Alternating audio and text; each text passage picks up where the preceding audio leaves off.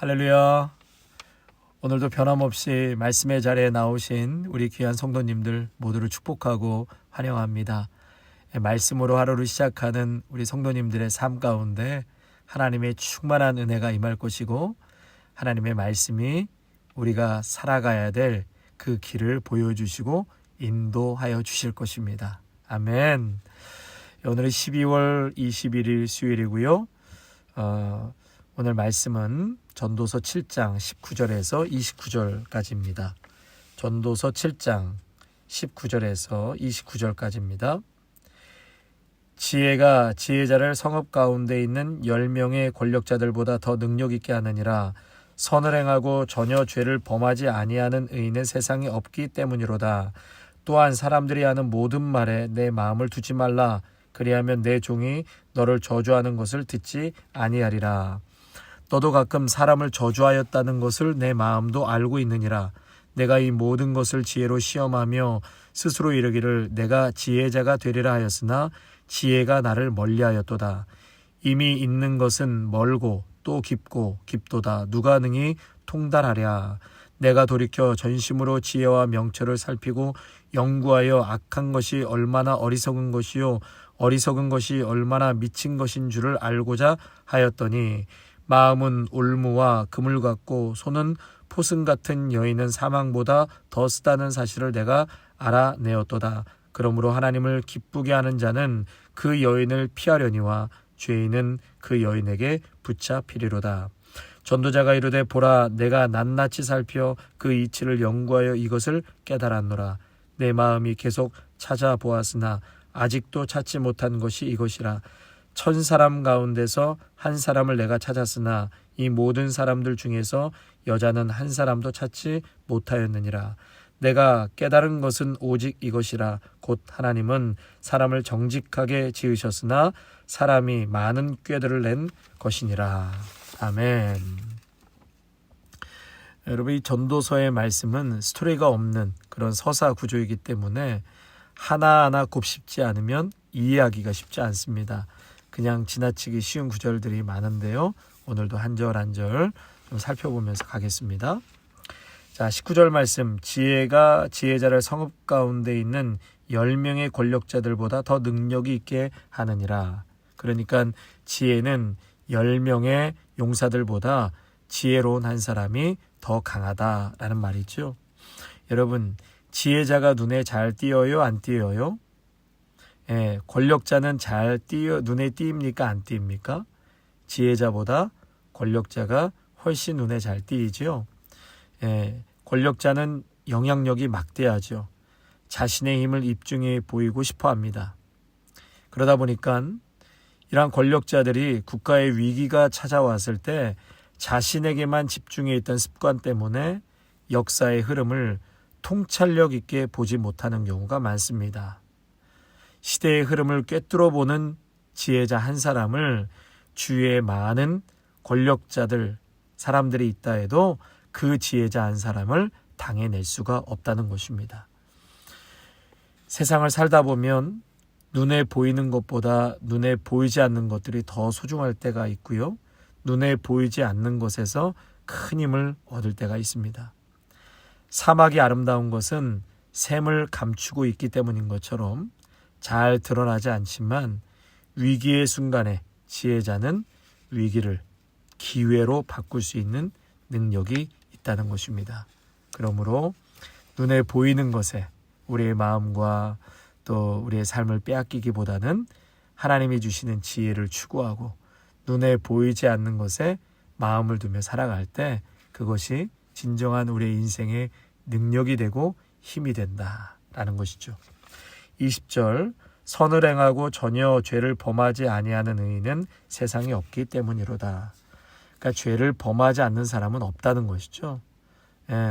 아무리 착한 사람이라도 죄를 범할 수 있다. 그렇기 때문에 우리가 의인이다라고 말하는 것은 틀린 말입니다. 예수님으로 인해서 죄인인 나를 의인으로 삼아주신 것이죠.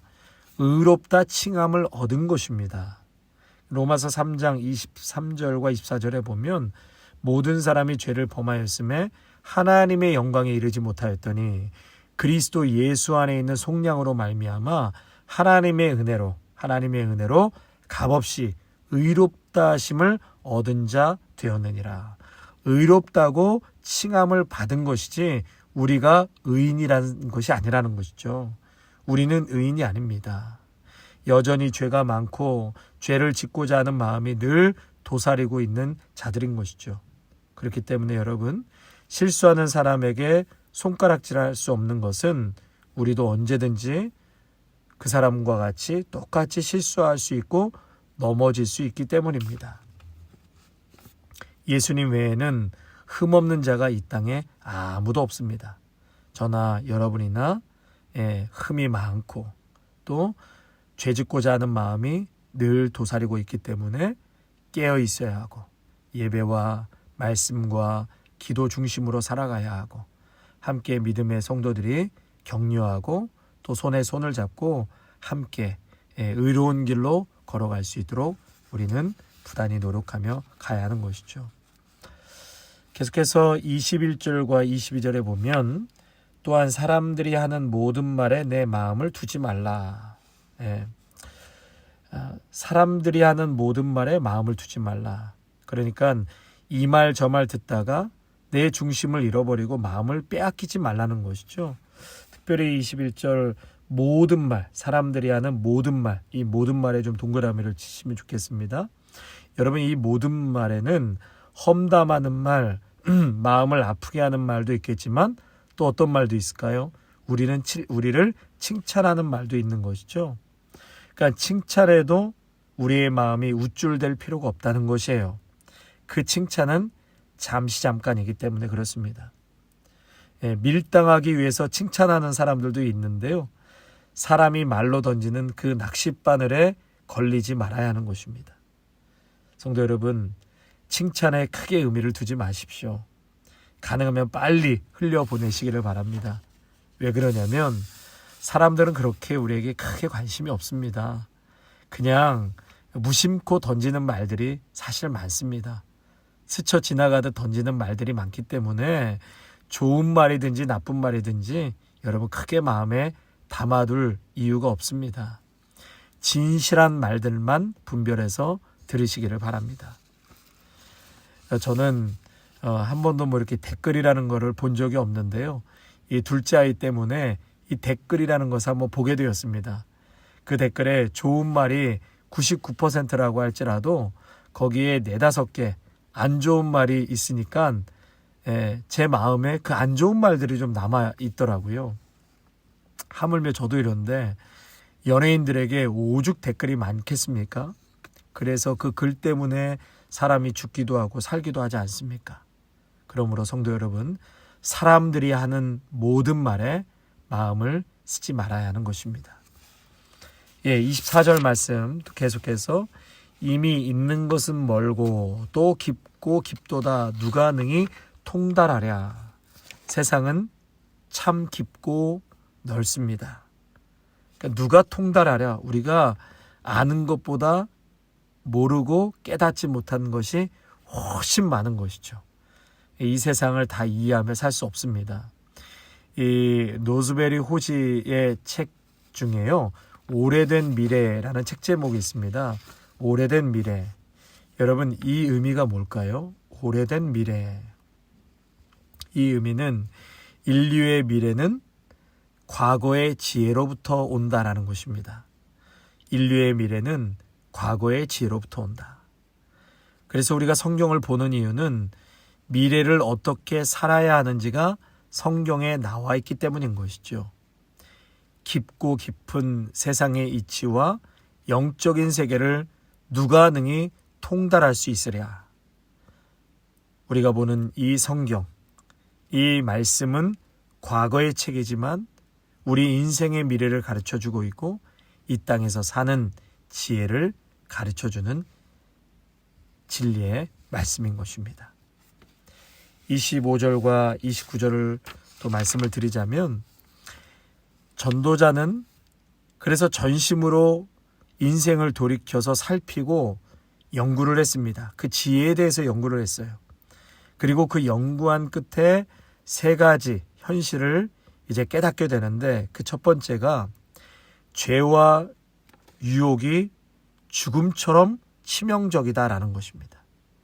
그가 깨달은 지혜는 죄와 유혹이 죽음과 같이 아주 치명적인 것이고, 또 세상에서 지혜자를 찾기란 어렵다. 그리고 세 번째로 하나님은 사람을 정직하게 지으셨지만 사람은 자신의 한계를 모르고 어리석게 살아간다는 사실을 깨닫게 되었다는 것입니다. 이 어리석은 마음이 마치 유혹하는 여인과 같다는 얘기를 합니다. 우리의 마음은 올무에 걸리기가 쉽고 또 그물에 걸리기가 매우 쉬운 것이 우리의 마음이다. 그래서 만물보다 심히 부패한 것이 마음이라고 하지 않았습니까? 내가 내 마음을 믿을 것이 못되고 내 마음이 유혹에 쉽게 넘어갈 수 있다라고 말하고 있는 것이죠. 사람은 스스로를 구원할 수 없고 누구도 참된 지혜자가 될 수 없다라고 이 전도자는 말하고 있습니다. 성도 여러분, 우리를 참된 구원으로 인도하시는 분은 오직 하나님뿐이십니다. 그리고 세상에서 허물을 이기고 참된 삶을 사는 지혜를 주실 분도 하나님뿐이십니다. 우리에게 진정한 지혜는 무엇일까요? 우리에게 진정한 지혜, 그것은 여호와를 경외하는 것이 지식의 근본이거늘 미련한 자는 지혜와 훈계를 멸시하느니라.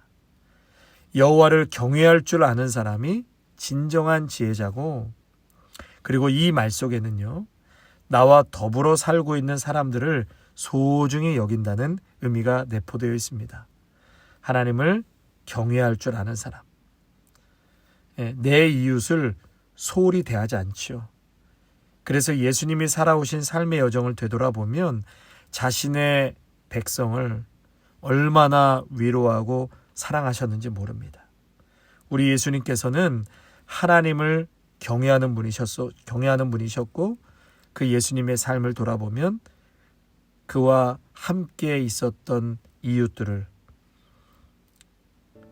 너무나 소중히 여기고 아끼셨다라는 것입니다.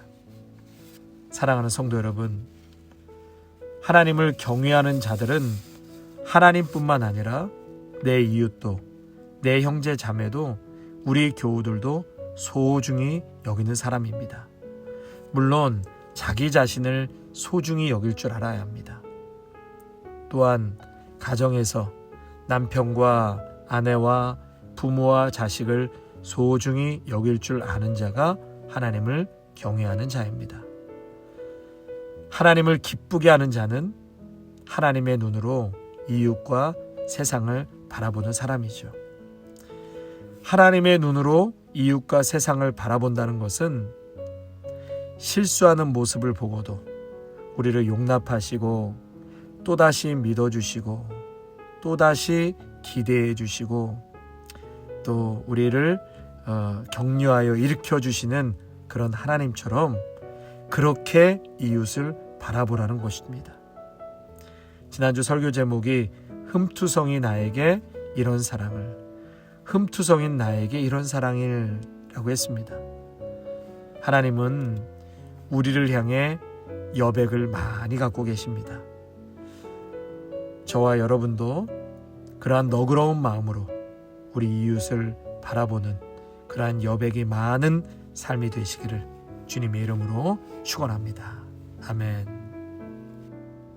하나님 아버지, 솔로몬은 지혜가 무엇인지 많은 고민과 연구 끝에 오늘 몇 가지 결론을 이 말씀을 통해서 보게 하시고 또한 깨닫게 하시니 감사를 드립니다. 10명의 권력자들보다 한 명의 지혜자를 당해낼 수 없다고 말씀하신 것처럼 이 땅을 살아가는 우리가 그저 눈에 보이는 것에 우리의 마음이 휩쓸리고 빼앗겨 살아가지 않게 하시고 눈에 보이지 않는 우리 하나님 진리의 말씀 붙들고 살아갈 수 있도록 지혜와 은혜를 더하여 주시옵소서.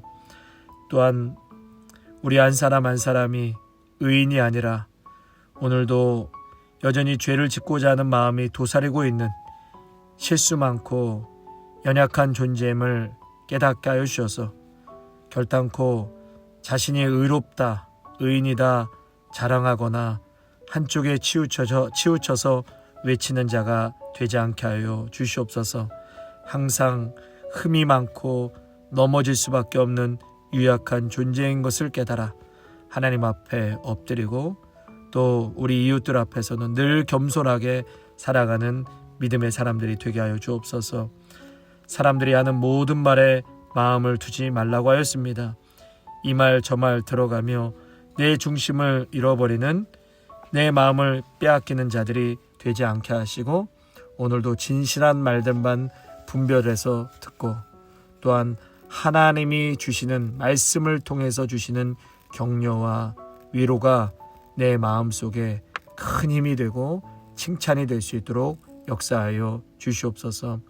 아버지 하나님, 진정한 지혜는 하나님을 경외하는 것이라고 하였습니다. 하나님을 진정으로 경외할 줄 아는 사람은 지혜자인데 그것은 바로 내 이웃을 아끼고 소중히 여기는 자가 하나님을 경외하는 것이라고 하였습니다. 오늘도 내 이웃과 형제와 자매, 우리 교우들을 소중히 여기는 사람이 되게 하여 주옵소서. 정말 내 몸을 사랑하듯 아끼고 사랑하게 하시고 특별히 내 가정의 남편과 아내와 부모와 자식을 소중히 아끼고 사랑할 줄 아는 믿음의 성도들로 인도하여 주시옵소서. 우리의 심령과 삶에 흠투성이인 나에게 이러한 사랑을 베풀어 주신 우리 예수님을 기억하면서 오늘도 우리의 삶에 너그러운 마음, 여백이 많은 그러한 인생이 되게 하여서 품지 못할 자가 없을 정도로 다 품고 사랑하고 용서할 줄 아는 그러한 넉넉한 지혜자로 믿음의 사람들로 세워 주시옵소서. 예수님의 이름으로 기도하옵나이다. 아멘.